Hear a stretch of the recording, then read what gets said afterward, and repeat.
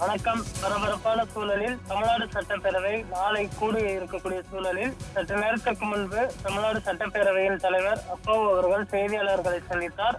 நாளை முதல் 17ஆம் தேதி வரை 4 நாட்கள் சட்டப்பேரவை கூட்டத்தொடர் நடைபெறும் என தற்பொழுது அவர் தெரிவித்திருக்கிறார். கரூர் துயர சம்பவம் தொடர்பாக சட்டப்பேரவையில் நாளை இரங்கல் தீர்மானம் வாசிக்கப்பட்டு ஒத்திவைக்கப்படும் என்றும் பின்பு முக்கிய தீர்மானங்கள் எடுத்துக்கொள்ளப்படும் என்றும் சபாநாயகர் அவர்கள் தெரிவித்திருக்கிறார். 6 மாதங்களுக்கு ஒரு முறை சட்டப்பேரவையை கூட்டுவது என்பது வழக்கம். தற்பொழுது குளிர்கால கூட்டத்தொடரானது நாளைய தினம் தமிழ்நாடு சட்டப்பேரவையில் நடைபெற இருப்பது குறிப்பிடத்தக்கது. இதில் முக்கிய தீர்மானங்கள் நிறைவேற்றப்பட இருக்கிறது. அதே போன்று 110 விதியின் கீழ் முதல்வர் அவர்கள் முக்கிய அறிவிப்புகளை வெளியிடுவார் எனவும் எதிர்பார்க்கப்படுகிறது.